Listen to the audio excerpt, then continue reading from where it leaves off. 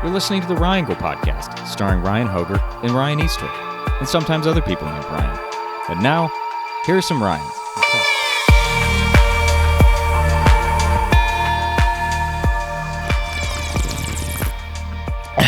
Good morning, Ryan.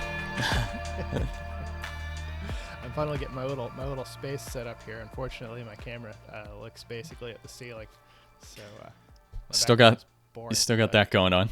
Yep. Yeah, still got that going. I don't think people are tuning in for the exciting. You do have a slightly exciting painting. I have a dancing circle of mushrooms, and you have a sort of little Shiva. Here, I'll shut up so that you can see it. Yeah, isn't that good? No, it's a puzzle that my wife put together. Oh, it's a puzzle. Yeah, that's exciting. It is exciting. That's exciting. Yeah, middle-aged. We're into bird watching and puzzles. The wife's puzzles. Juicing. Yeah, Did some juicing this morning. That was nice. Yeah. I was thinking about juicer. So what's new? Well, lots new. Changing jobs, hanging out, painting a house, all sorts of. Well, maybe for the listeners' benefit, we could mention that we're both kind of changing up our work schedule. So this may or may not be the last recording for a while. Yes, I'm gonna get a piece of comfort. Okay. Explain your new work situation. Comfort yourself. My new work situation is going to be still driving a boat, but doing it on a research vessel and or a wind farm installation vessel, which aligns more with my sort of personal goals and values than pushing diesel and gasoline around. So I'm excited about it. Hopefully it'll turn out to be a good job and not a bad job, but either way I'm doing it. Yeah, well, yeah. I mean, I have a personal goal and value to not explode at any point in my career. So yeah. You're getting closer to that. Yeah, getting further away from. I mean, your current career path puts you at a high risk of exploding compared to a regular day. Yes, it does. But it would be quick. That's the nice thing about it. It's true. It would be very fast. So new things on so we launched the podcast. I think that's what we did since we last spoke. Yeah, we did. It seems like it's been well received. Yeah, so put it up on YouTube first. I don't know wherever folks are listening to this, watching it. We put it up on YouTube first because YouTube's fast and free. And using a podcast hosting service to get an XML feed. We posted on Facebook. I need to put it in the description of the YouTube channel. Folks could see that. That's a good idea. But yeah, you should just be able to search the Ryangle podcast on Spotify. I've done it. It shows up on Spotify. Apple should be populating soon. And if you can't find it there, post it on Facebook. And again, I'll put it in the description of the YouTube channel, the actual podcast feed. And then you can just plug that into whatever podcast app you're using and get updated with the Ryangle. And yeah, we got some real positive reception from a couple of folks. One of them is the fellow that does the music, Talak, who said that his main take was it was nice to hear other people his age talking about the sorts of things that he's thinking about, and that made him feel less, I don't know, make you feel like you have company when you don't think you have company, which was kind of the impetus for starting the podcast. So having that reflected back was like, oh, that's really cool. And then another Ryan who we're thinking of having on the podcast had some really nice things to say about commentary in the first couple episodes. So yeah, that's a certain sort of success. The most shocking part is the implication that anyone other than us listened to the first couple episodes. Yeah. That's like 3 hours of listening to us talk to each other. I know. I don't know about your wife. My girlfriend, she was like, "Oh, I should listen to it to support you." I'm like, "Babe, you do not." Like, I actually forbid you, unless maybe when I'm gone for work for a month. But like, you will get way too. You hear me rant all the time. Part of this is so that I can rant at Hoger's face, and that you don't have to hear my thoughts on things. Yeah, no, my wife hasn't even offered to listen to it. No. Why would you? I think Sam Harris says his wife doesn't even listen to his podcast, even though he has like one of the most successful podcasts in the world, and he has fascinating people on all the time. She's like, no, I don't need more of that, man. You got the whole package already, babe. I got You the know what though? whole My thing.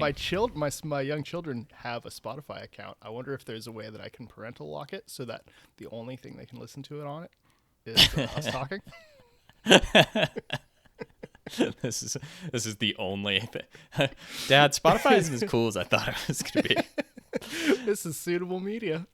be. Yeah. So for what's coming, our schedules aren't as jivey right now. So I don't know how many we're going to be able to release per month. We might just have to do a whole bunch in a row whenever our schedules overlap. But I think we can knock out at least once a month, and like 2 a month would be a nice stretch goal.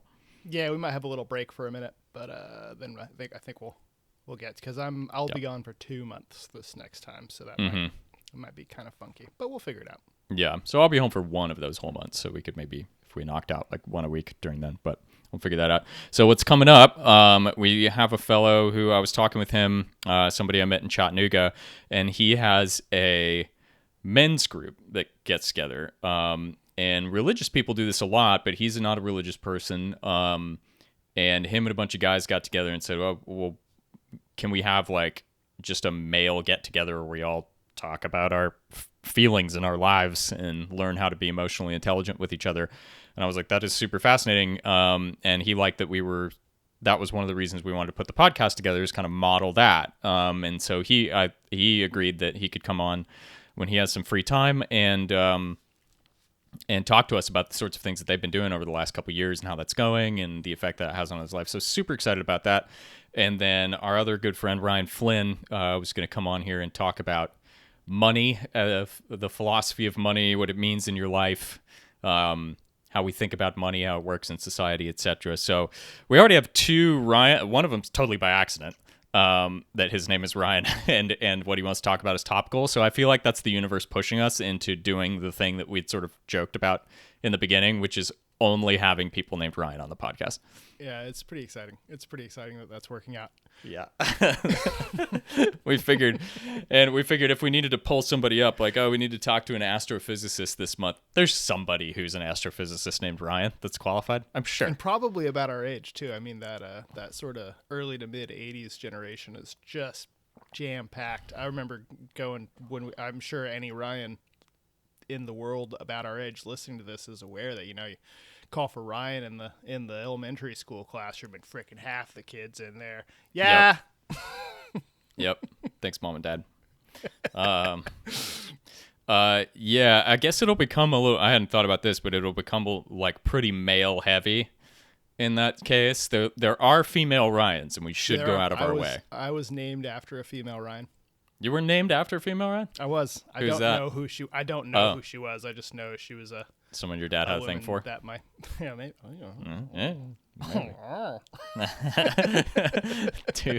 Too real. Right on. Well, speaking of success, wow. It's the perfect introduction. That's what we're going to do tonight, ladies and gentlemen, is speak of success. Yeah, so I think we should do this. Is whoever thought of the topic for today's podcast sort of introduce the topic and what got you thinking about it. So that would be you this time around. So what are we talking about today, and why did you want to talk about it? All right. So the topic that I came up with today was sort of defining what success looks like, which might be a little bit of a trite question, but it came to me in the I don't know. It's something I've thought about a number of times through the years, but there wasn't any particular impetus for picking it for this particular episode. I was thinking about this next week and how we kind of have this week before we're potentially going to be going our separate work ways, and might want to get at least one episode recorded before we have another interview happen that may or may not work out. And it just popped into my head, hey, what if we did one about how defining success works? That's something that's worth talking about, and that I think we'd have a unique opinion on. So no, there wasn't really a deep impetus or anything about it, other than it's kind of one of those questions that occupies me late at night, is whether or not I'm successful and how I could possibly define that without losing a sense of where I am in the world and my identity. Well, I mean, But that's yeah. interesting enough that you're thinking about it this right there. You didn't pull it out of a hat, and it's one of these topics that at first when you mentioned, I didn't know how much there would be to say, and then last night I kept a notepad by me as I was watching a movie and letting the success question go over in my head. And actually, you can get deeper into it than you thought. I had a lot of I had more to think about and more that it brought to mind than I initially thought. Yeah. So when you're lying awake at night thinking about this, what do you ponder? So, well, let's start with a question for you, Ryan. Okay. If you had a heart attack and died right now, recording this podcast, would you consider your life to have been successful?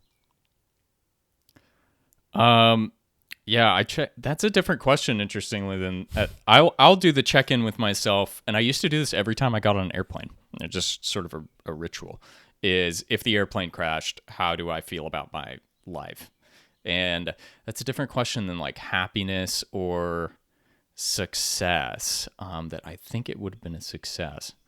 Um, I don't feel strongly yes. I can say that right out the gate. I can't be like, yes, I nailed it. I crushed this life thing. I, I totally did it. Um, and then the question then from there is go, well, does that mean that you just don't think of life in those terms? Or does that mean that there is something that either one wishes they would have done or uh, is there something that I think I still need to do? There are things I would like to do still and complete um, that I would like to get in the bag before I die. One of them being some writing, and another one being long haul cruising, sailing is my thing. I want to go on a Yeah. few epic ass journeys, um, and that would be my own personal definition of success. I think if I got those two things in the bag, I'd be feeling pretty good. What is your answer to that question? So I thought, one of the traps for me in thinking about this topic is if it's going to turn into like a type A personality thing where like if I think about it too hard, am I going to feel like I need to be like more active and shit with my life? Like, oh man, what am I doing watching TV at the end of the night with my wife? Like I could be like pursuing my dreams or whatever. And when I think about that part of the equation, about sort of the trap there of it turning into a question of have I actively done the things that I feel pressured to have done with myself, either by myself or by some external concept of society. If I'm gonna look at it that way, probably it's not been a successful life since there's always more and more and more you could be reaching. But if I think of have I lived the best life that I reasonably could within the circumstances that I've both been exposed to and manufactured to myself? Yeah, I think I've had a pretty successful life. I did some crazy traveling when I was younger. When the opportunity for that ended, I transitioned to having to make an income more or less gracefully. Uh, have two lovely children and am generally uh, pleased with my life. Have I made any kind of world shaking impact on anything? No, absolutely not. If I vanished from the world, only my immediate family and friends, I'm sure, would ever notice.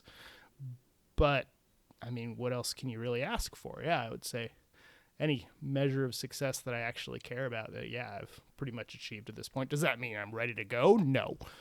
But, Right. Yeah. So I think it's worth pulling out, after getting our just initial, um, just off the cuff thoughts about it to sort of go up to the 30,000 foot level here for a second and say, well, the trite thing to say about any discussion of success would be, well, it's not what society, don't let society's definition of success define you, make your own definition of success, et cetera, et cetera.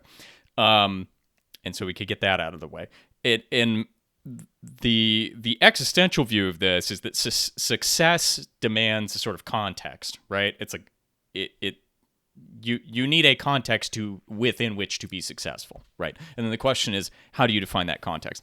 Now, from the point of view of truth, of like what ultimately is, no context that you could possibly put around success is the real context. Like, reality extends in infinite directions into everything, and that includes time, by the way. There's infinite time behind you and infinite time in front of you. So no conceivable in by defining success as, am I going to make a lasting impact on the way things are? No. Like, we get, again, I think we said this podcast 1, we are all going towards the heat death of the universe. Like, that's, you can, if you're stay up at night having anxiety about what's my relevance in the world, everybody goes to zero, man, and any illusion of relevance is just gonna melt away along with everything else. So there is no, I think there is, for me, I don't know if you have a different answer to this, but I think, is there ultimately success, like in the way a religion would define that and say, well, the most successful thing you can do is, be saved and go to heaven, or there's some ultimate cosmic goal which we need to achieve, it's jihad or whatever. I don't think anything like that exists. I think that my reward at the end of this is exactly the same as everybody else's reward. What do you think about that? No, I'd say that that's fairly accurate, and I think a lot of I would maybe go on a bit of a tangent, but go on to say that a lot of the draw to fanatic religions is that it sets up this target of, this is what success looks like, and it say, oh no, it's absolute, no matter what anybody else tells you, this is what the actual universe wants you to do, this is something that you can use to find objective universal meaning in your life. And that, man, I feel the draw, I feel the draw. Like in the book, right, I believe it's Ecclesiastes, the most existential book in the Bible, where he says all is, and people quote it all the time, all is vanity and chasing after the wind. I think that people can very easily recognize, as soon as you get old enough, obviously, that even if you're a king of some empire, your empires die, people forget about you, whole languages die, whole cultures die, and you start to look around and go, golly gee, what on earth is going to give me any kind of relevance or success? And maybe we're getting tied up with meaning a little bit, but yeah, maybe that's what religion is a bit of a response to that in some cases, to say, no, you can be successful in this ultimate context, and you don't even have to think about how futile that is, because it's invisible and it's magic. Yeah. Right. Grass, yeah, and with a more immediate context of just what you were saying, how all is grass and will be ash, blowing to dust. Then I have to contrast myself with my older son. The other day was telling me, and most days really, he's telling me about how he's playing Pokemon Black, and that one day soon he'll have caught all of them. He'll have caught all the Pokemons in Pokemon Black, and that he'll be so happy when he's caught all the Pokemons, and that's the measure of his glory, And that actually might be what got me thinking on the topic, is like, wow, just being so completely satisfying with catching them all, man. He's going to catch them all one of these days. And at that point, like, I guess do the next game or play Hollow Knight or whatever. But yeah, well, game's exactly the right word, right? I think when you take on the existential perspective, you suddenly realize, well, everything is a game. And I think this is where you lose people. I mean up to and including everything. And I mean, like, people hear you say something like game and they go, well, what if I have a goal or definition of success that's to, like, be a good father, be a good husband, or something that feels extremely meaningful to you? Well, is that just a game? And I'm using the word in a very technical sense. I mean that the definition around what is winning versus what is losing, what is valuable versus what is not valuable, all of that is a somewhat artificial, loosely put together scaffolding, no matter what the game you're playing is. And the game. Yeah, how did I not? How did I not lose the game up until this point? Have we lost the game on podcast yet? We have now. We must have. Sorry, everybody listening. Sorry. Excuse me. Just a reminder of the rules. If we make you think of losing the game, you did not lose the game. People were confused on that. Yeah, and we'll have... actually, that reminds me. I want to have a whole podcast on the game. That's going to be a lot of fun. So I mean, that's both the freeing and terrifying aspect of the whole thing. Is the freeing thing is Nito Burrito, everything's game, and I'm a completely free agent to define the rules of the game as I see fit, right? And that's also like, well, you understand how artificial it is, and if you're looking for some kind of ultimate meaning, it's not there. But all of a sudden, like the way I view the world is sort of positive nihilism, is that the world is a playground, and so I get, if I'm thinking about success, I must think of it in terms of something which I'm defining. Though there's a problem. Where did all of the things that I'm using to define my own little success games actually come from? And do I have agency over those?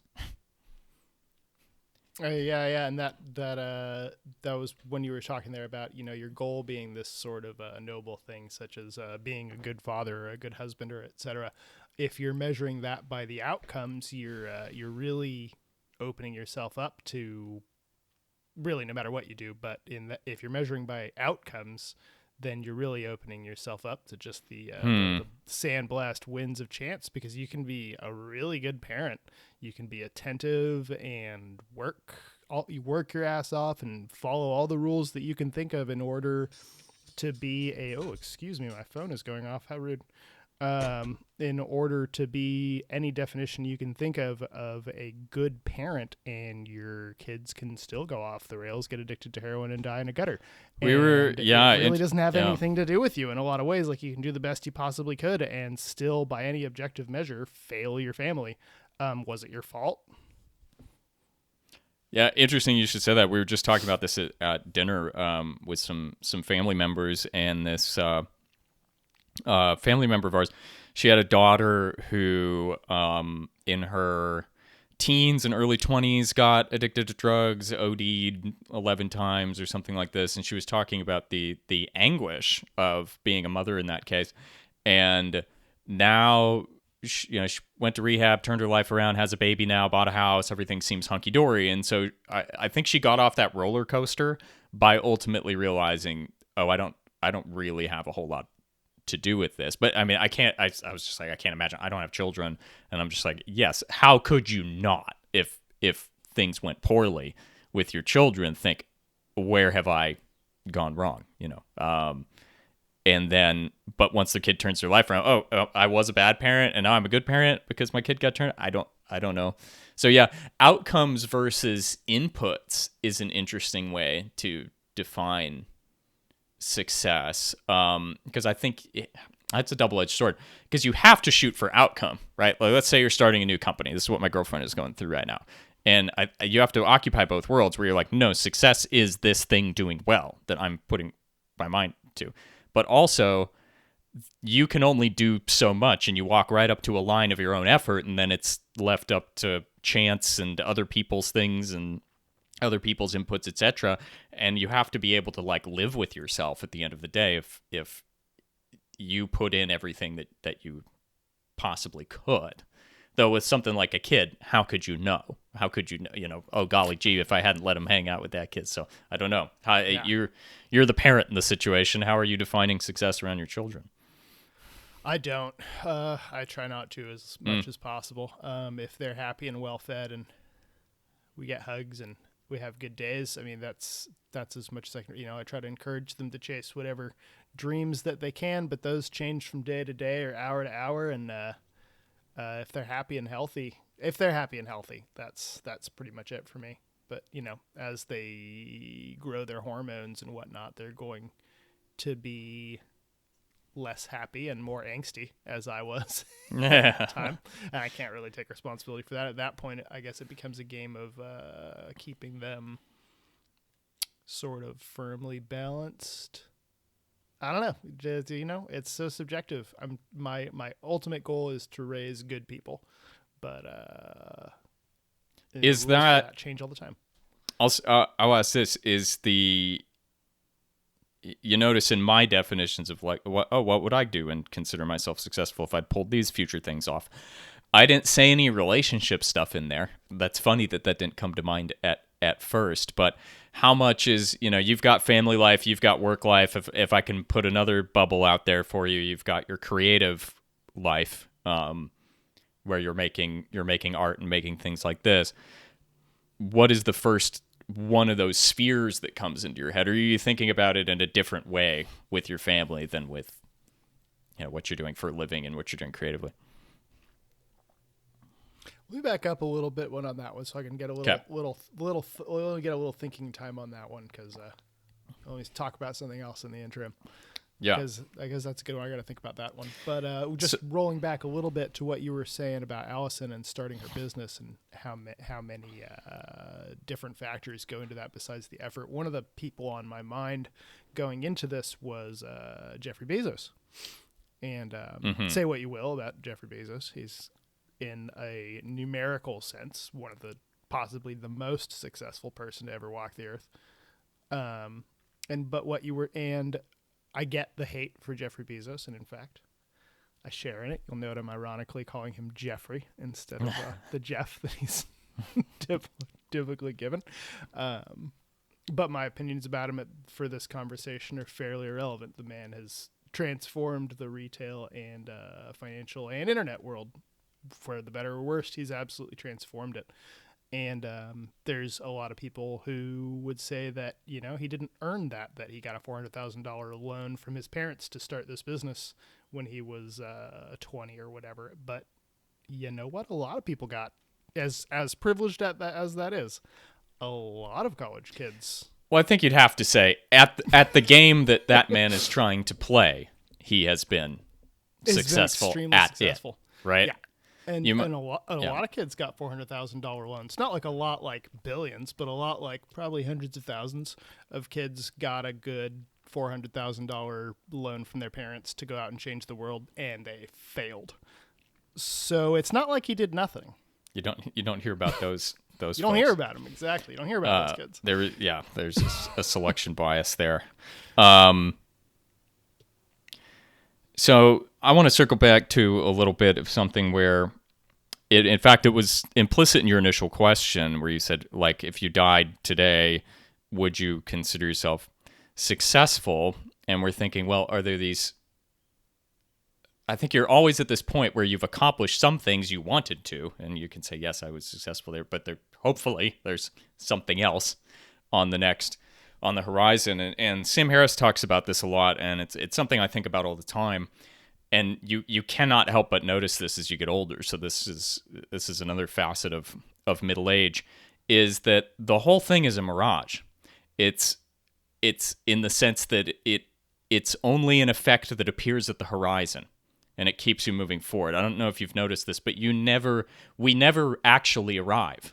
Like, how many times have already, whether it's graduating school or going on a trip or finding your mate or whatever it is, there's always the next thing. It's always a little out there. It's here, kitty, kitty. It's the carrot tied to the stick that's dangling in front of your face. It's always out here. And so I don't think that that's evil, because I think that to be alive, you need a game to play. And I think that's a bit of a trick that our neurology is playing on us to keep us moving and keeping us getting out of bed in the morning, right?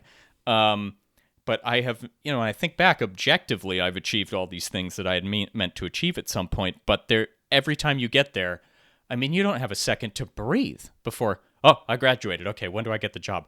Whew, I got the job. Okay, I got to do well at. Oh, when's the next promotion? Okay, I got to take some classes. You know what I mean?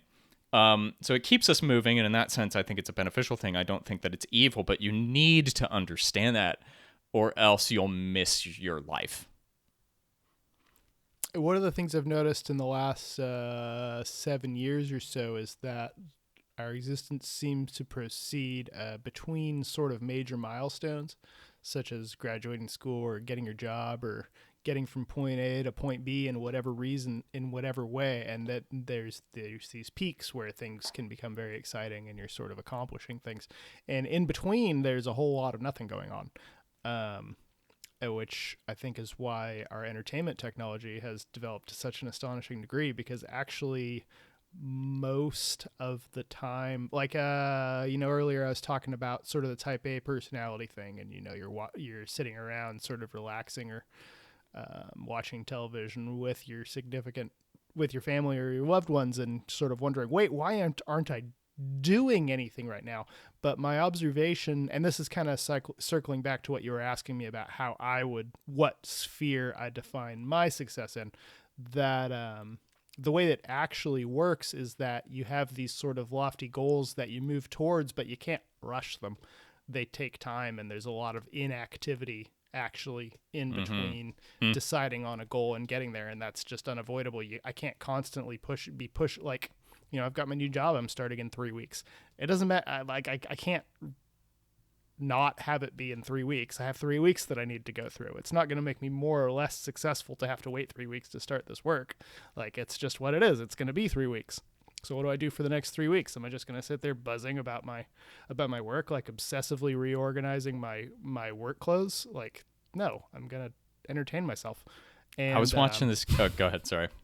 And so sort of that question of is it successful, and trying to make it not a type A thing. I guess that's my answer to that point. When I start thinking about my success being kind of overly metaphysical in my thinking, I start thinking about what I even mean by that. I guess I'd be kind of looking at the career side of things, less so the creative side, and more, I guess at this point what immediately comes to mind is, did I make a positive change in keeping the human race from succumbing to climate change or our various ways of killing ourselves? That's my current definition.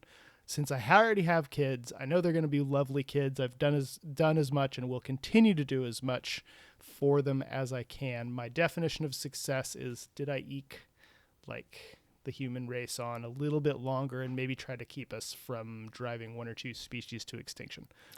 I guess that'd be my definition at this point. Yeah, I suppose the ultimate metagame from the human species perspective is it really does feel like we're at an inflection point, and that inflection point is either we kill ourselves, which we can think of any number of ways to go about that, or Star Trek is at the other end of this road. Like, we can go colonize the galaxy and do really neat things, but I don't know, maybe colonizing the galaxy would become some warmongering species, and that would be a horror, and that nature should just shove. I have a feeling nature's going to get her way in the end, whichever way she'd like to go. But yeah, we're definitely at an inflection point there of the sorts of games you can be playing. Yeah, so you've chosen to be involved in possibly the highest human game there.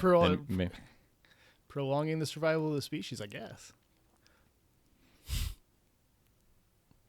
Yeah. Who do you think of as a successful person? Top two. Just in your heart. First one that comes to the brain is actually Elon Musk. Okay.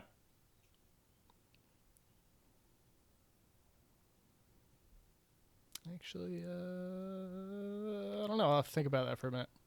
So, I was going to say, when you said, there's all this time spent entertaining ourselves in between achieving our successes. There's this crazy ass motherfucker on YouTube I was watching who, just for some workout advice, he spent a year. He swore off all forms of entertainment for a year. So I'm not going to watch TV. I'm not going to read a book. I'm not going to do anything that could be possibly construed as purely for my own joy. That's not work. Can you imagine doing such a thing? You might be the only person that's ever done that. Other than, people who have been physically constrained from doing anything like that. Yeah, monks, Yeah, that'd be a challenge. Wouldn't that be a That'd trip? Be a serious challenge. It'd be an absolute trip. Just like let's just take the basics out. No TV, no internet, no video games, no movies. What the fuck do you do with your time? How productive? That's it. You've got all this time. How productive can I be at what? Yeah, and then do you not just sit there? Because just sitting there can be pretty fascinating. Do you not how far do you take that? Do you not go right. if you're going to go for some cardio exercise, do you force yourself to use a treadmill, or do you go outside and observe I'm finding this too pleasurable.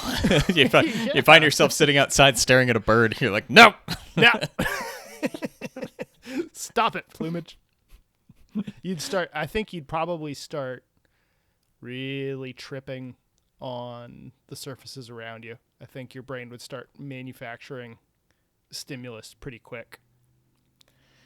Yeah, I mean, if you did nothing, but I think what he did was like he had this goal of making this successful YouTube channel, and that's all this motherfucker did. Well, that and just I think various like ways of making money, like enriching himself, is what he spent his time on, and I guess that's him just defining his terms of success. And the interesting thing about I wouldn't find that very interesting. I'm not into making YouTube channels and hustling with the rest of my time selling people supplements or whatever the fuck this guy was doing.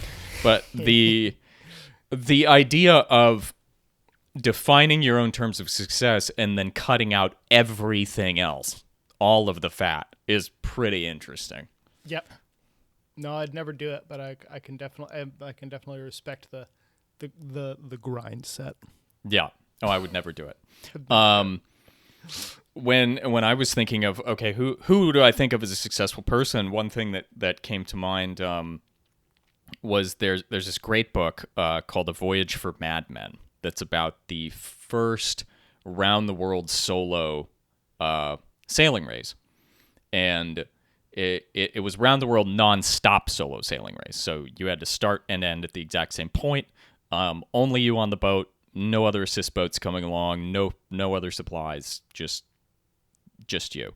And there were, I believe it was in 1967. There will never, ever be anything like it again. It's an absolutely fantastic story. Voyage for Madmen, if you want to look it up. And then PBS did a documentary about it, too, that focused on Donald Crowhurst, which was this guy that ultimately went completely insane. He started bullshitting his positions and went nuts, and that's a whole awesome story. Yeah. It's so good, right? So the two fellows... I immediately thought of Bernard Mortissier. And Bernard Mortissier is a French sailor, super romantic. He writes these big flowery books where he's one of these guys that I want to make love to the sea, and the seagulls are my playmates, and one of these sorts of folks. He's enraptured by it. And so he is winning this race, and it comes time to turn up north and go back to England where they started. And he says, nah, I'm having a good time out here. I'm going to keep going. And goes around the world another half a time. And the guy that ultimately wins is this, I believe he's an old merchant Navy guy, I think, Robin Knox Johnson. So he wins. He succeeded. And then Bernard Mortissier succeeds kind of on his own terms. This motherfucker just kept going around the world another half a time. I can't imagine it. And that sounds romantic and great, and it is in my heart. However, he had a wife and children at home. Can you imagine being Mrs. Mortissier? So in some people's context, this guy's a bit of a monster, or at least a bit of a selfish jackass. And I was actually having this conversation, talking about this man in the context of my relationship with my girlfriend, because there is a part of me that that sigma male, that person that's like only down for themselves and does exactly what they want to the exclusion of all else and lives out some romantic ideal. I really, really idealize that in my heart, like deeply. That is something that I look at that guy and I go, that guy had the balls. Those are my heroes. But in the lived experience of my day-to-day life, like I actually do care about people, and I actually do care about these other things, and my life ends up being more balanced than that. And so the tension is, I was just saying this to my girlfriend, like I have this ideal, and that this is always going to be in my mind and heart as a sort of thing that I am having to come to peace with throughout my life. That I will not live up to that unless I am just a lonely human being. And I think that if I look at the way I've behaved and how I've tended to be like a serial monogamist, I guess that's not the sort of thing that I ultimately want to do. There's this other part of me that's pulling me in a direction.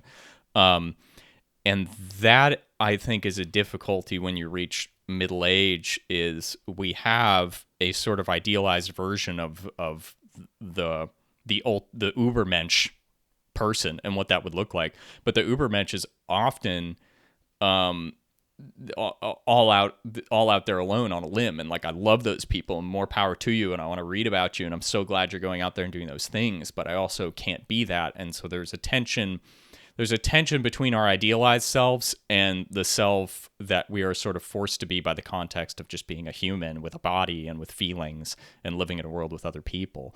Do you ever feel that tension between idealized self and the self that you're able to realize within the actual constraints of being a human? Oh yeah, absolutely. I mean, yeah, I mean you have those constraints, and there's the oh man, I had a good response to that, and then it all fell apart in my brain. Hold on. Ugh. We talked about this with I think this was in episode 1, or at least we talked about it with when you were out here. Is I think the worst sort of men end up resenting the things that keep them from that idealized version of themselves, even if it's their wives and children. Yeah. And oh yeah, that was it. So I got back on my track. Yeah. So one of the there's sort of this sense that at the end of the day or the end of the life, it's just you and God, right? And so at that point, it does feel like this question of did I do everything on my own terms, and is this exactly what I wanted in that sort of Sigma male sort of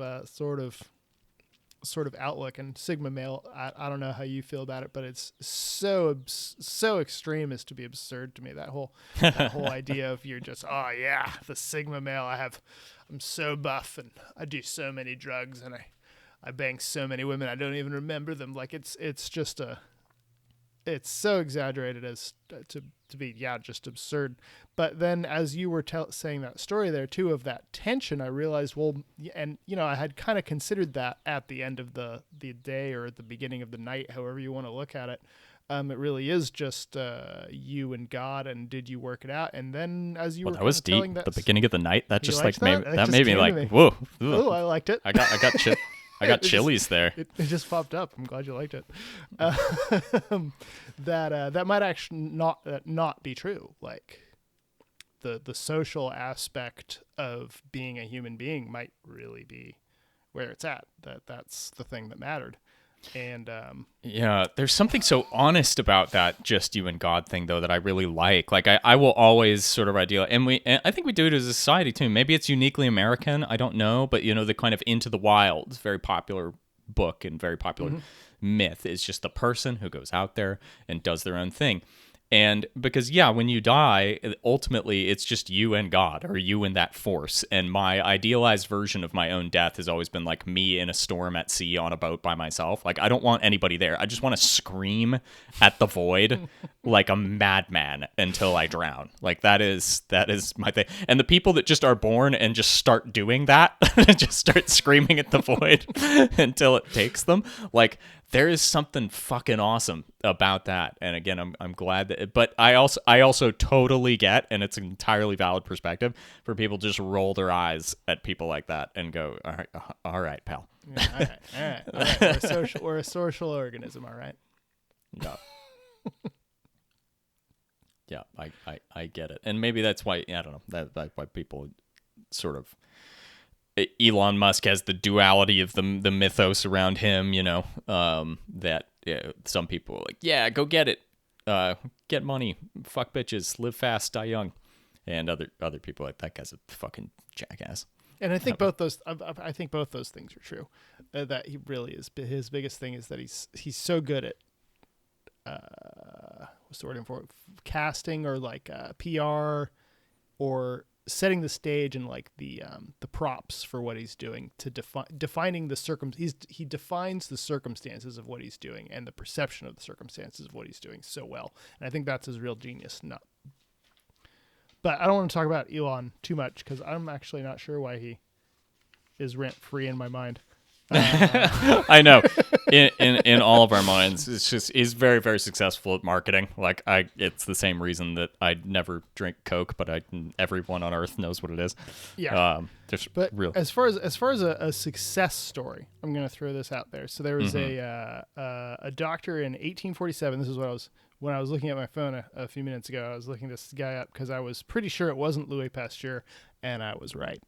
In 1847, Ignaz Semmelweis was a German-Hungarian physician who proposed, a radical proposal at the time, that the practice of doctors dissecting cadavers and then going directly to delivering babies was a contributor to fetal and maternal death.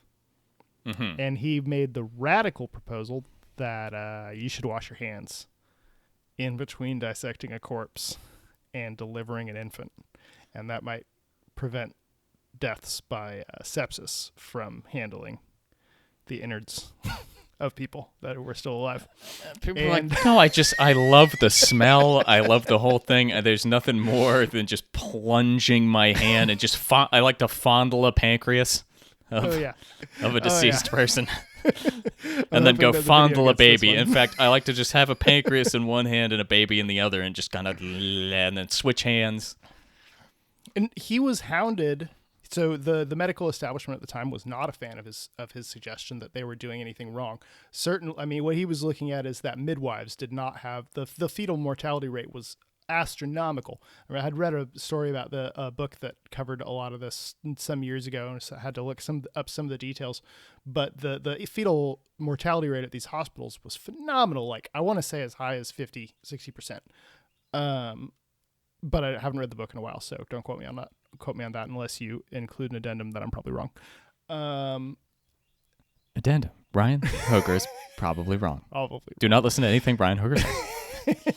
So, and midwives and other forms of delivering the babies did not have these crazy high infant mortality rates. It was the 1850s, so they still had some pretty high infant mortality rates, but it wasn't like in these hospitals.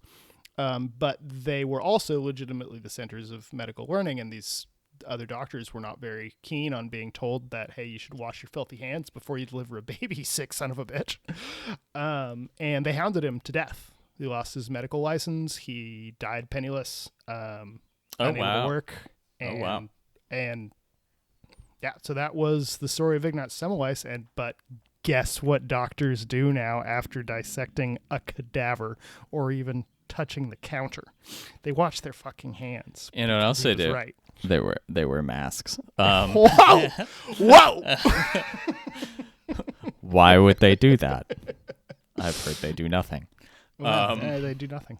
But and so I guess I'd add that as a success story. Like he died penniless in the gutter, but how many millions of lives, maybe billions, has that man saved? Yeah, well, that gets into. I think we're finding ourselves in a discussion about like our heroes or society's heroes, and that's really interesting tack of success because we look at certain aspects of people. So the lone wolf is one, but I think universally too, something that we all respect is somebody that has to buck all of it. That just that's a total nonconformist that is correct. I mean, don't we all? It's funny because we're also like afraid of being eccentric, right? Like I'm probably not going to wear a pink dragon costume to the grocery store, but when people do, or when I do have a more eccentric streak, I notice. When I indulge my more eccentric streak, usually the reception's pretty positive. People are like, "Good for that motherfucker doing something that none of us would have thought to do, or dressing more wacky, or being more out there." So we're afraid of doing it, and yet it seems to be really positively received whenever we do it. But we definitely respect and think of people as successful. It's one thing to be successful in the system that's already set up, like I was born into a nice family, and I'm going to Harvard, and I'm going to become a lawyer, and now my firm is doing well, and yippity doo. We're all kind of like polite golf clap at that person. Yeah. But one of the reasons that I'm going to bring him up again, Elon, Oh is God. looked at as he was like, "Fuck you, I'm building my own rockets." Right? Yeah. I mean, or screw these traditional car companies that don't want to come around to the electric thing. We're just like, fuck it, we're going live. Let's just do all of it ourselves. Like that. There is something about that I really, really appreciate, just because it's not fucking lazy and you have to be inventive. He could have been very comfortable and boring. Yep. Oh yeah. I mean, the dude was rich off of PayPal, and then just said, okay, I got to do some, and you know how much of, and again, I totally justified in rolling your eyes and being like, oh, you're building big penis rockets and shooting them up into the sky. You weren't content to just sit there and be rich. Some of this has to be, and I wish, I was just thinking this, I wish that I had more experience in other cultures, because so much of this is going to be defined by what the culture puts into your brain. Like, I think a lot of what is in my mind as the hero, the person going out on their own or bucking the trend or doing something like that, is a distinctly American thing. Like, we don't really applaud conformists very much. I don't know. Do you have any experience or knowledge on how the Chinese would look at this? Not the Chinese, but I do have an Australian anecdote. One of the things that I really noticed there was tall, and it had a name, was the tall poppy syndrome. I don't know if you encountered tall poppy syndrome. So it was very simple. That when you got a field of poppies, you got a tall poppy. The tall one gets cut down, and Australia is very much a tall poppy syndrome country. I was hanging out on Australia as an artist and a hippie, kind of going from place to place, and so I met a lot of other artists and hippies going from place to place. And I noticed that I had this certain level of creative freedom and sort of acceptance that it was okay to do stuff that was weird, that just astonished most of the Australians that I met. That I would go into a room and people would tell me that it was my sort of presence and the things that I was willing to do as sort of a casual action, spinning fire or whatever, was not anything they were used to seeing. And I talked to a couple Australian creatives, people who there was one, the guy who really stands out was Zachary Watt, who had a collective of artists that did psychedelic death metal glam rock concerts out of what a genre. Oh, it was great stuff. They did it out of an abandoned lawn bowling club in Newcastle, which sadly burned down about 10 years ago. Yeah, it was great. It was really fantastic. Tomorrow Park was fantastic, and I had some conversations with them about this, and I learned about tall poppy syndrome. And so when you're growing up in Australia, if you stand out, you get beat up. Like, you get beat. More so than, because that's kind of the standard schoolyard thing, isn't it? Oh, this kid's too tall, this kid's too short, and we, for whatever reason, maybe it's some monkey brain biology bullshit, when kids are young, they really don't like nonconformists. Beat the shit out. But it's a lot more. It's a lot more because there's the combination. Because it isn't just when you're kids; it's also when you're adults. The tall poppy syndrome is super strong in Australia. Like, it's a basic, the way they described it was, "Oi, cunt, you think you're better than me? Ah, fuck ya!" And they'll, like, the adults, the middle schoolers, at all levels, they are attempting to cut down the people who stand out.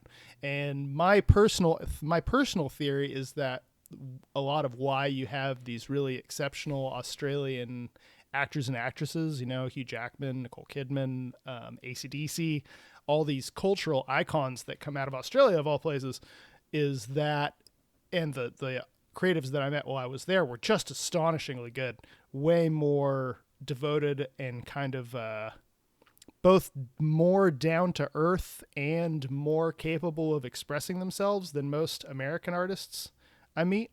is that you don't keep doing something cool and creative that you love doing with your life into adulthood in Australia unless you really give a shit, because you actually have to deal with being potentially physically beaten down at all stages of life.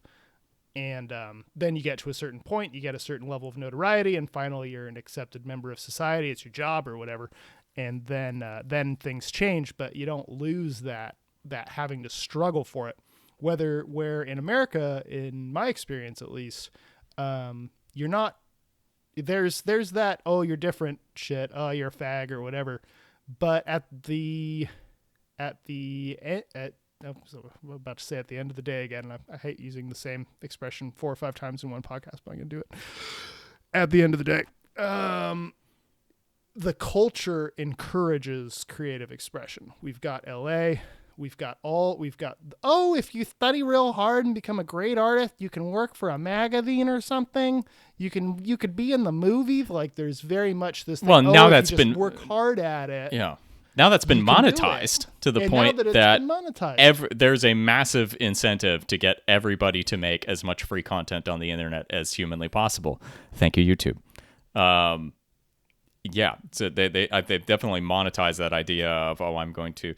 So then it's social, but social media also tends to be very, very popular in other countries. So I guess we're exporting the everybody should be a celebrity all the time, and if you're not, your life is a thump on a hollow log sort of a thing. But this was definitely the case in the 90s before social media as well, for any Yeah, listeners absolutely. who may not remember. I think it's this. just been like amplified and weaponized. Yeah. But it was definitely a thing that, oh, yeah, if you do really good, you could be the next actor. You could go to LA. You could make a living with this. And in Australia, it's not that. It's, oh, I can't. You think you're better than me? Fuck yeah. Right. And so you end up with a lot in America. What I see is you end up with a lot of creatives who think that they're good because their mom, I'm being a little unkind here, but who think that they're good because their mom told them they were good. And I'm definitely including myself in this category. And boy, do we like to My mom fucking told cut me those I was people good. down. Right? Yeah. Because Right. on It's all good. like isn't that half the fun of watching American Idol, right? Was watching somebody get up there that everybody's told them that they're good. And shooting them down. yeah, and then when it does get to the professional stage of it, America is extremely cutthroat. So I'm not going to judge on whether it's more or less dysfunctional than Australia, but it's definitely very different, and I feel like it changes that landscape of success. I think in Australia, success is just managing to keep doing it.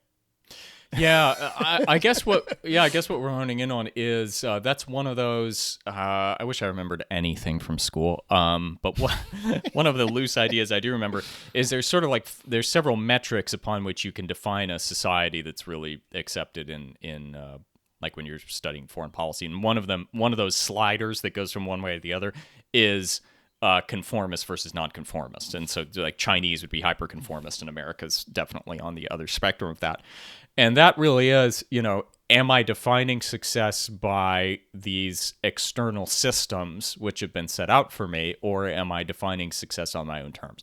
And we really value defining success on your own terms in the United States versus simply accepting, the games that are laid out for you to play.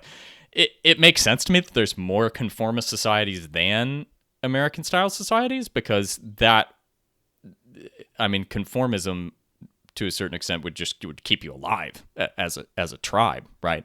And then any asshole that thinks, oh, I've just gone out and done that, like one of the toxic aspects of that American notion of success is people discounting the contributions of others, right? I believe in my heart that Jeff Bezos feels like, oh yeah, I did all this shit, when really there's so many people underneath him. There's an entire legal and governmental structure within which your entire operation exists.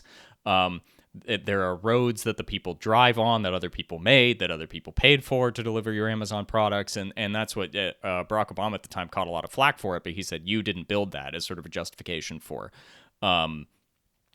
taxing the rich more. And more conservative types took umbrage to that because they said, well, you're kind of discounting this American ideal of the self-made man. But and that tends to be some of our liberal conservative divide. But there is no, probably the best people are the people that go out, do their own thing, and then do acknowledge, that we respect people who are successful that acknowledge that they did not do this all themselves. Like there's a massive element of dumb luck, and there's a massive element of all the other things that all the other people in society did to make whatever you pulled off possible. Yeah, that it's that all the part of it that isn't luck, that's millions of people working in concert to make this incredible system of infrastructure that makes these things possible, that then when you come into it and extract all the resources that you can from it, well, you're very successful as a parasite. Yeah.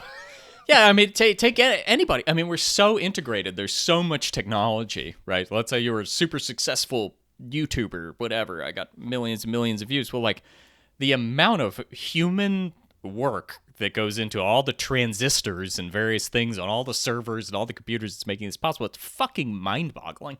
So you do have to keep a bit of not just in the sense that like a person who wins an Oscar would say, oh, I think, the director and the team and my producers, these really obvious things, but there's also like the motherfuckers that made the carpet that you walked in on that to come in here. Like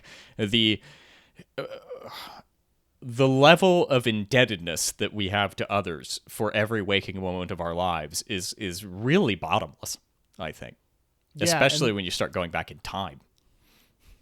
And then when you're using your YouTube example, you got the YouTube content creator that maybe is making a couple mil a year and going, oh, look, I'm the huge shit. But actually YouTube, Bill YouTube, whoever it was, I forget who founded it. Bill.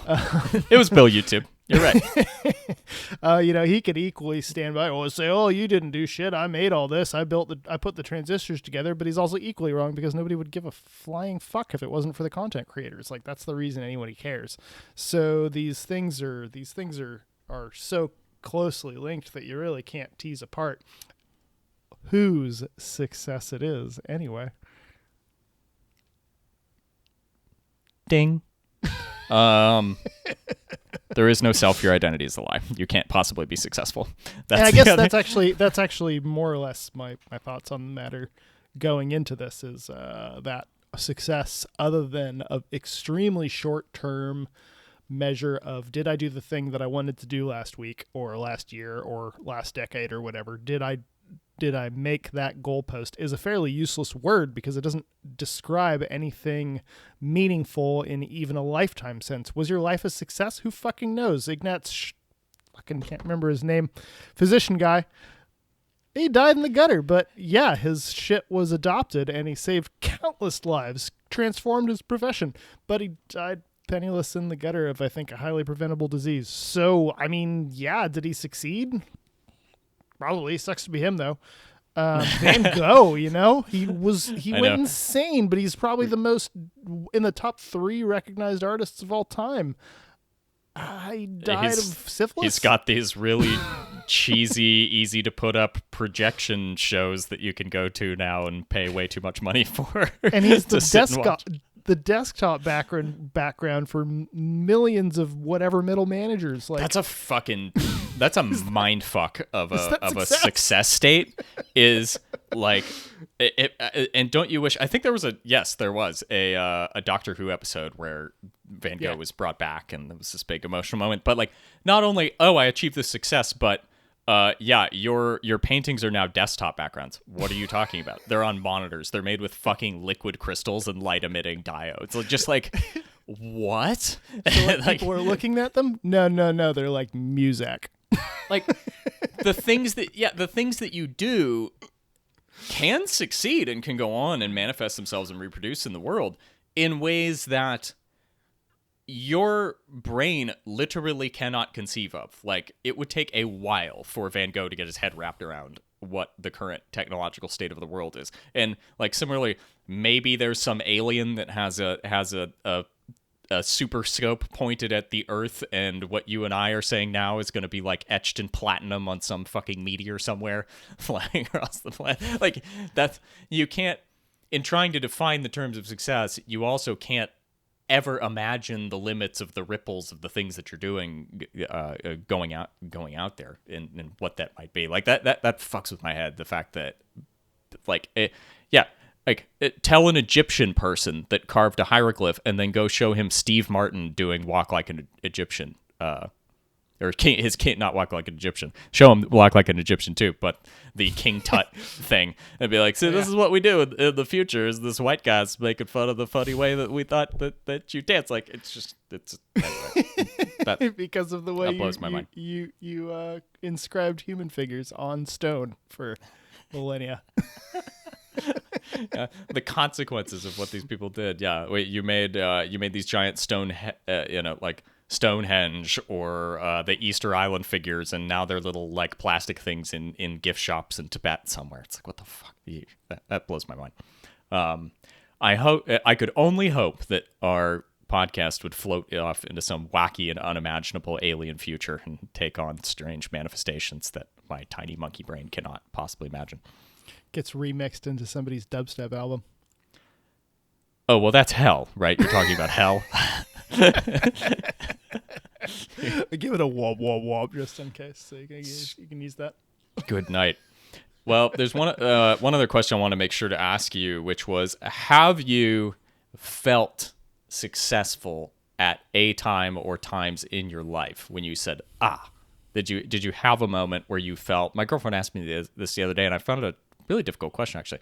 Have you felt proud at moments or successful at moments in your life? I think it was easier when I was younger. My most recent thing is getting this career change, where this is something that I've been at least mentally leaning towards for at least a year, where I'm like, it'd be kind of nice to move on and do something a little more environmentally friendly, maybe get into a sector that I'm actually interested in more than one that just makes me the money. But it's back burner. And then I just keep kind of chasing down little threads until finally one worked. And my actual emotion around at this point is mostly like low-key panic, where I'm like, okay, so this is going to fuck up somewhere between now and the day I'm supposed to leave, right? Like, this isn't actually going to work, right? It's going to fuck up. I'm anticipating that kind of low-grade panic until I'm actually on whatever boat that I'm going to be on. But that said, it feels like an accomplishment. I'm moving towards something that I want to do. And it's just the sort of financial and daily details that are still in flux. So that feels like a success. It legitimately feels like a success. I'm moving my career in a direction that is where I wanted to go. A similar one was when we closed on our house. A few months ago. That felt very successful, but I guess the older I get, the more that sort of feeling of accomplishment is mixed with the anxiety of having to make all the various pieces fit together in a way that keeps working. Like, if I want to roll way back, graduating high school definitely was a big success. Moving on to university, yeah, that felt like a big success, was graduating high school. And then going to University of California, Irvine was like, wow, I'm going to big boy school now. And then, like all dreams that you imagine, it ends up not being what you thought it was going to be, but that's just life. Yeah, you definitely, as you get older, have much, just because you have more experience, much more of exactly what you said, which is once the success is achieved, it's almost always synonymous with taking on greater responsibility, and then you're immediately just swimming in the sea of that new responsibility and imagining the things that could go wrong. Like, I can picture myself, the end success goal of my shipping career would be, okay, I made captain. Like, I can buy the watch, I can wear the hat, I can start dressing like Captain Crunch, I can do whatever I want, no one can say shit. I'm the captain. Peg leg, whatever. Mustache, diet white. But and it's true with other people's jobs too. Any given day could be the end of you. right? Like the captain of the Exxon Valdez was doing just fine until one day. Now you're totally famous for completely fucking it up. You know, if you're a surgeon, you could kill somebody. You just have a bad day. You know, if you're a UPS driver, you could run over somebody's dog, whatever. And so the sense that you've arrived is almost always artificial. That's why we associate it with school, because like, oh, you did the thing. Now wear the special thing hat. I did the thing hat, and wear the special I did the thing gown. Here's a piece of paper saying you did the thing, and your mom and dad are here to applaud the fact that you did the thing. And you're like, yay, I did the thing. But immediately, maybe because I was older and I'd already struggled through life. I graduated college finally at 32.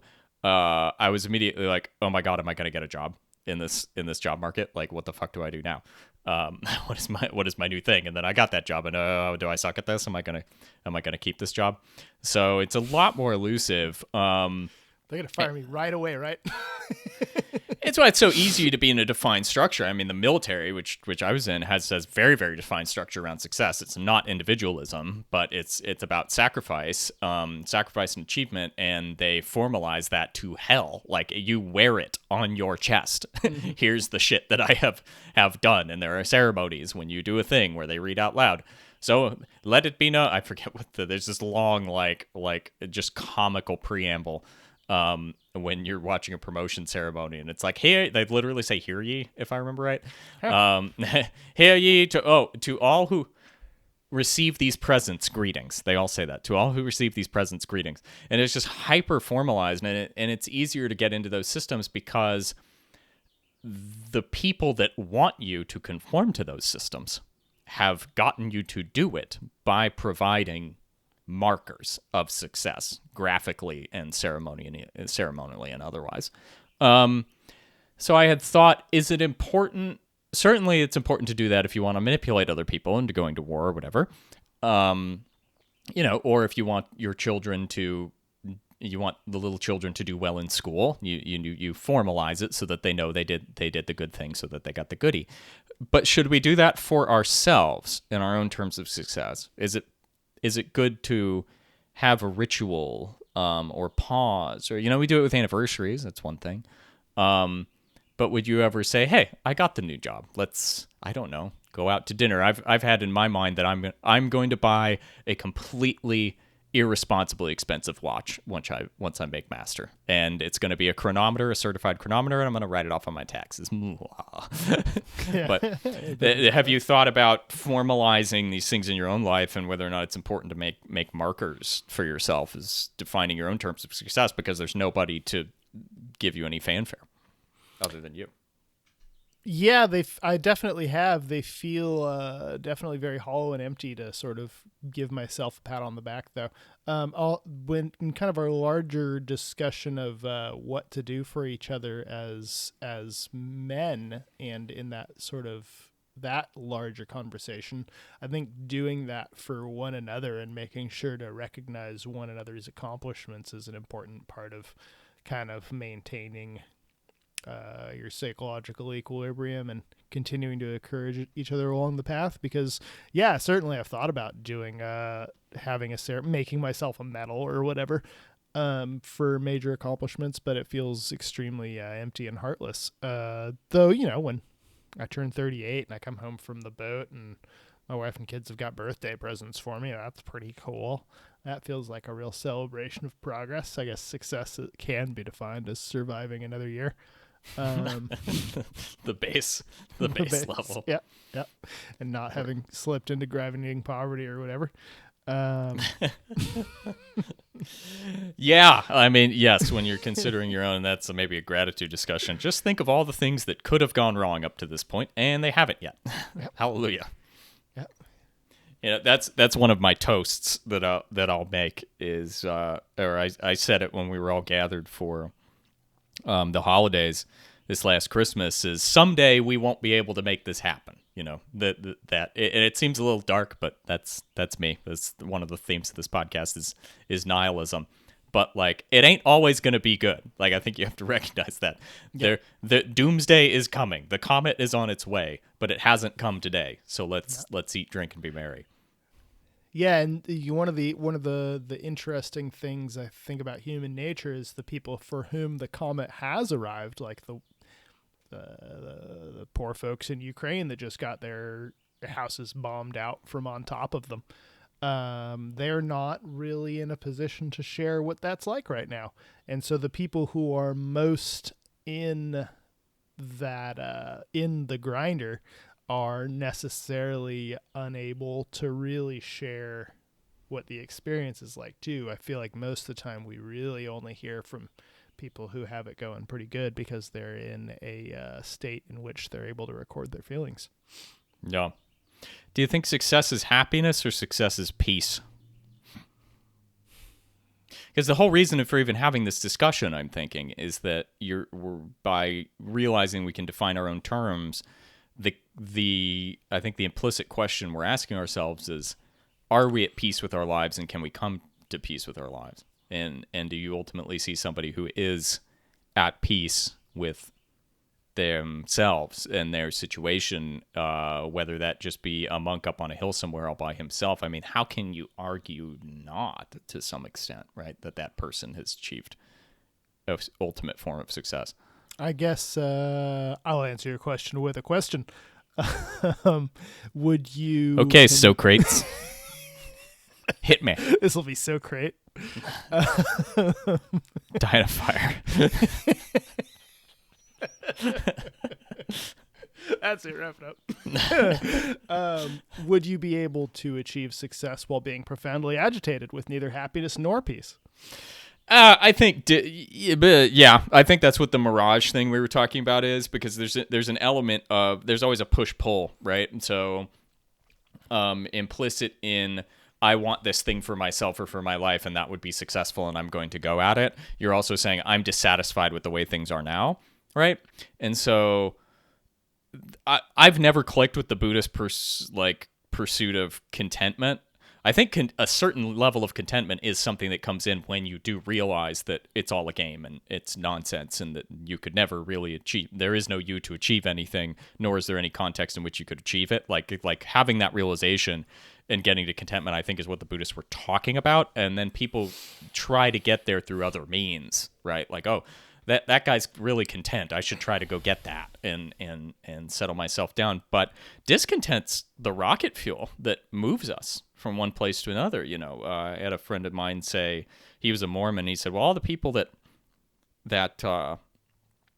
get out of the church seem very unhappy. And I went, well, of course they are at first, right? You need emotional discontent to get you off your ass and to keep you from being complacent and moving. So I think a state of discontent does not mean necessarily that you're not successful. I think it means that you're just alive. To say it another way, it doesn't mean that anything is wrong, right? But it's a necessary part of the organism to keep you moving and keep you playing the game.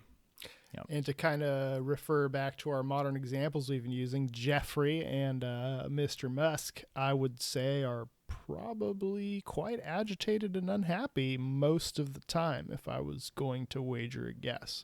That's what I would think. I don't think you have that level of drive while also being, and I'm not saying that as a bad thing, I don't think you can have that level of drive while also being basically happy and peaceful. It's probably honestly what keeps me personally from reaching any like objective large goals for richness or fame or whatever. Is my wants are pretty simple. We were discussing earlier, though, sitting on the couch watching television or playing video games with my wife, and I go, hey, am I succeeding? And my answer is, fuck yeah, I am.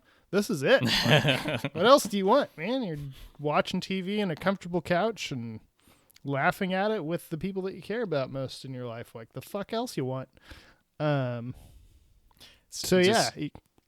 can't imagine, though, being like immersed in that sense of discontent that keeps you moving, and also be able to say, I'm successful ultimately, and I'm at peace with my life. So here's what I want. I've defined it. I've defined a meta level of success. I want discontent with my level of success, strong enough that it gets me moving towards doing interesting things, and then I want that to taper off as I get older and just sort of do a soft landing into contentment and peace and motionlessness. Right at the end. That's what I want. Just drift softly into the grave. But I also respect the people that are totally discontented and screaming right up until the end. Good for them, and that may end up being me. Yeah, it could be, and the ones that are pretty much peaceful the whole time. Like, there's so many different ways. I guess. Oh, who can argue with that? Yeah. I guess the sort of underlying medium for this whole question for me, and why I thought it was an interesting one of that whole how do you define success, is I think it's a fairly meaningless word.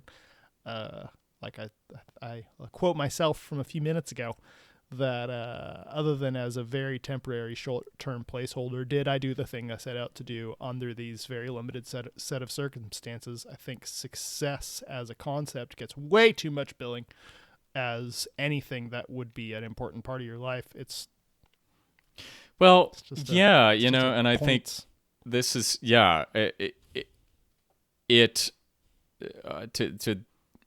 put a bow on a concept that you were talking about, which is just those long intervals of time between which we mark the moments of success. I think maybe one of the worst or most toxic things about the conventional notion of it is those success markers of I have succeeded or so succeeded are so few and far between.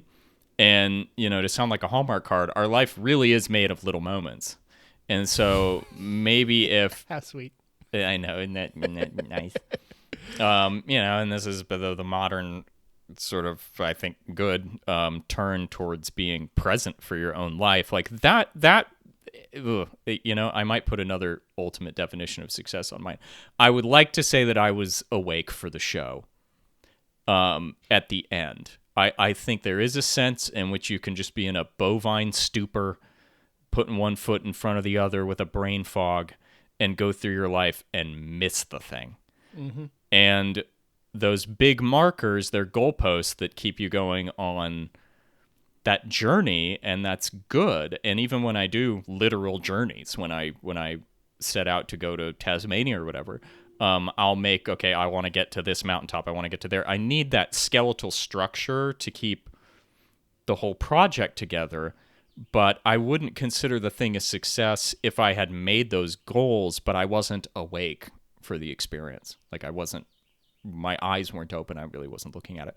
And so I will consider this whole human project pretty fucking good if I was just awake and present for at least most of the thing, aware of what was happening and absorbing what's going on around me on a moment-to-moment basis. I can drink to that one. I have a kind of a premonition there too of, give us 50 years or whatever if we're both still kicking and making a podcast and approaching our last end of life crisis. And it could be that's just part of that sort of coming of age, that no matter what you do, you're going to look back and go, fuck, I missed it. Could be unavoidable. Oh man, well, we'll have to check in then, and that would make me very happy. I would love to hear your Hoger is an old man musings and will be insufferable. The looking back. Yeah, I'll be stoned for pretty much all of my old age. I'm just all the kids will be speaking Neo-Esperanto, still creaking along in English. Oh God, I can't wait to find out how I'm going to be completely disconnected from popular culture and technology. It's going to be amazing. Just waking up and rubbing your eyes and going, the kids are what? Kids are what? They're getting bionic tongues? What's wrong with the meat ones? They make clicking noises with the chips in their mouths that send emojis to each other now? What? All right.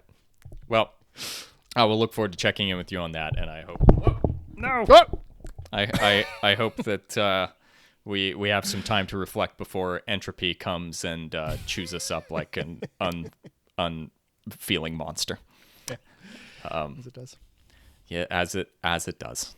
So we'll schedule our next one for 30 to 40 years from today. Yeah. Well, that thing I was talking about not spacing the goalposts out far enough, that maybe putting smaller ones closer together would be a good thing. How about a few weeks instead?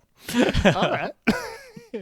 All right, man. Well, I always, it's always a fun and surprising to find out where these conversations go and their wacky meandering journey. And I think you're a success in my heart as a friend.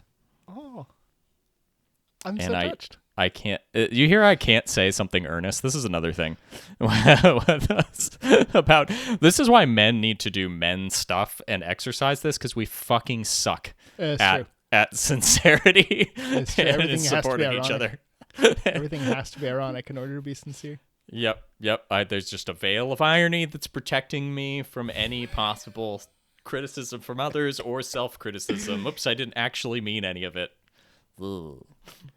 Nope, you're my favorite, Ryan Eastwick. You're the best, man. And you're the best. Whoever on earth is listening to our faces discuss this, subscribe. I can't even get it out of my mouth. Smash that like and subscribe button. Like that smash button. And we will see y'all next time. Play Smash Brothers. Bye-bye. Thank you for listening to the Ryangle Podcast. Our music is by Tallac, Tallac. For more by Tallac, visit soundcloud.com/Tallac.